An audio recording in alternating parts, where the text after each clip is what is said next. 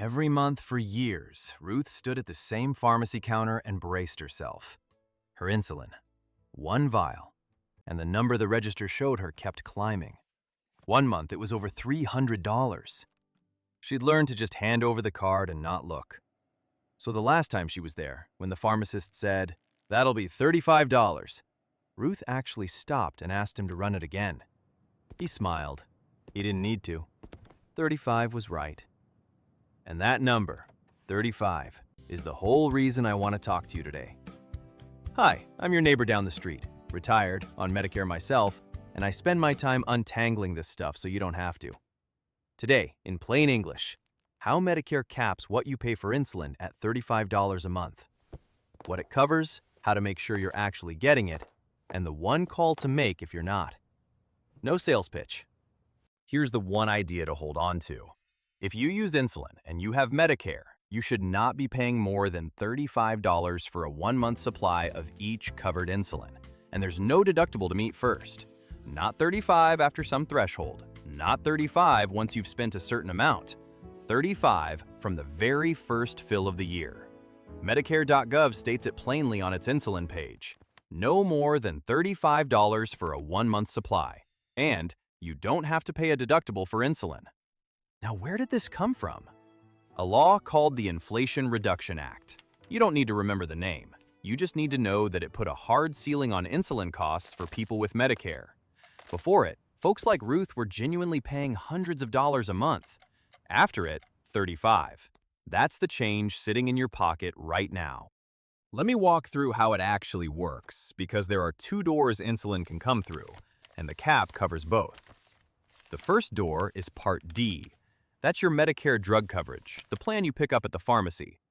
Most people who take insulin get it this way: the pens, the needles, the injectable insulin you draw up yourself.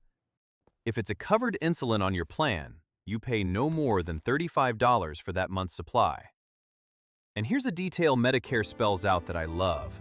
That $35 limit applies to everyone who takes insulin under Part D, even if you get extra help with your drug costs. The second door is Part B. Now, Part B is your medical coverage, and it handles insulin in one specific situation: when you use a traditional insulin pump that Medicare covers as durable medical equipment. If your insulin runs through a pump like that, it comes through Part B, and the exact same $35 cap applies. So whether your insulin arrives through the pharmacy counter or through a covered pump, the ceiling is the same. $35, 1-month supply, each covered product. And what if you fill 3 months at once? Good question. A lot of us do that. Medicare.gov answers it directly. You still can't be charged more than $35 for each month's supply. So a 3-month fill of a covered insulin generally runs no more than $105. Same math, just stretched across the visits. So if the rule is that simple, why do people still get overcharged? Usually it comes down to one word: covered. The cap protects each insulin that's on your plan's formulary. That's just the fancy word for the list of drugs your specific plan covers. So here's the make sure step. Look at the exact insulin your doctor prescribed, the brand or product name on the box, and confirm it's on your plan's list. If it is, you're protected at $35.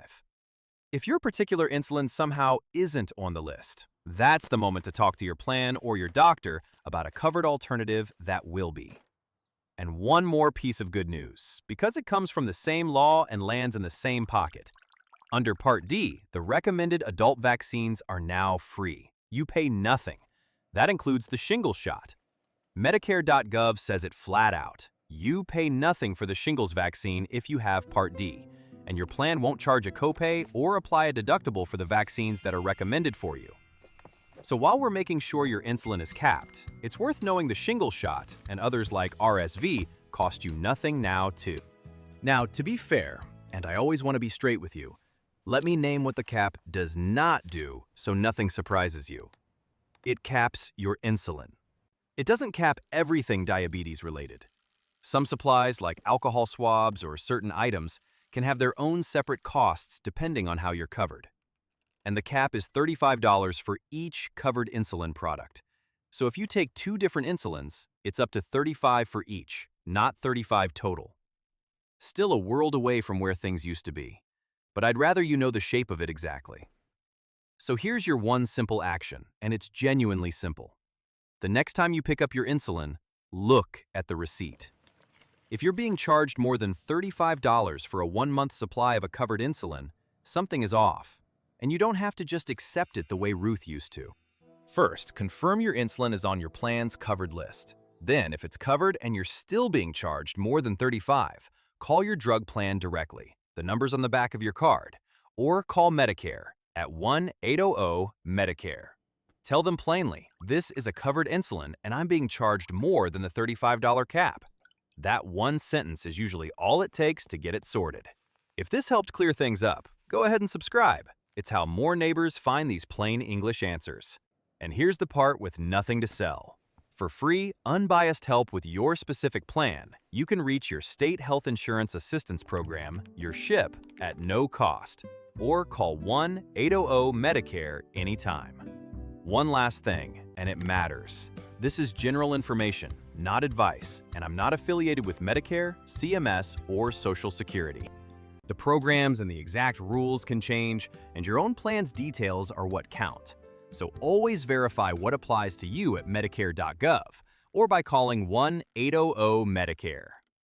Ruth, by the way, she hasn't paid more than $35 since. Take care of yourself, check that receipt, and I'll see you next time.